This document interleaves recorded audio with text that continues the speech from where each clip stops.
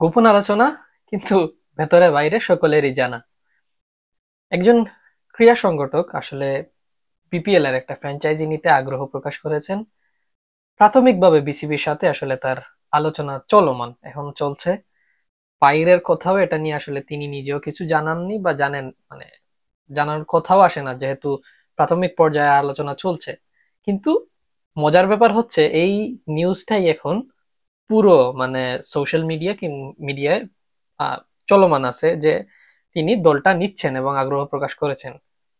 যদি তিনি নিজেই নিউজটা বাইরে না জানান, তাহলে জিনিসটা আসলো থেকে? আচ্ছা, তার কাছ থেকেই আসলে আমরা চেষ্টা করি শোনানোর।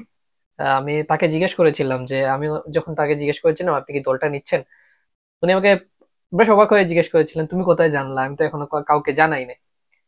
তো এরপরে আসলে আমি ওনার কাছে জানতে চেয়েছিলাম যে আসলে আপডেটটা কি আসলে। তো আমি আপনাদের জন্য, দর্শকদের জন্য একটু শোনানোর চেষ্টা করতেছি। আসসালামু আলাইকুম সাইফ, ভালো আছেন ভাইয়া?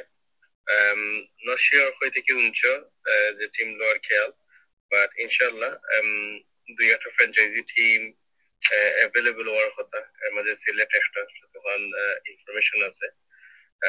ইনশাল্লাহ সিলেক্টর লাগি ট্রাই করবো, যদি সিলেক্ট টিমটা অপটেন অপটেন করতাম পারি। দোয়া করবে, ভেরি ইনিশিয়াল স্টেজ।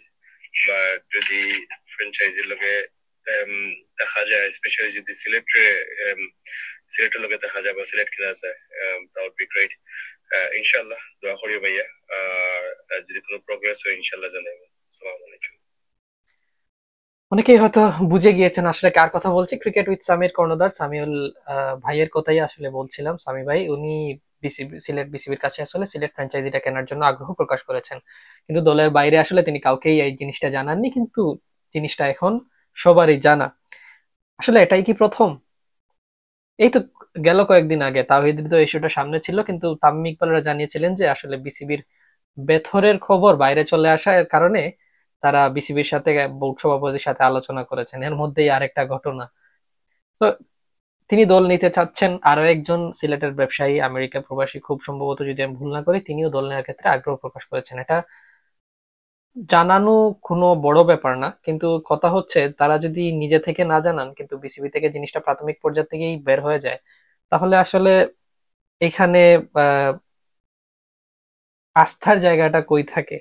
এক বোর্ড যখন নিজের গোপন কথাই গোপন রাখতে পারে না, তখন আসলে ক্রীড়া সংগঠন কিংবা সমর্থকদের আস্থা কোথায় থাকবে? অনেক প্রশ্ন আছে, কিন্তু উত্তরটা একমাত্র হয়তো বোর্ডেরই জানা। ধন্যবাদ সবাইকে, ভালো থাকবেন।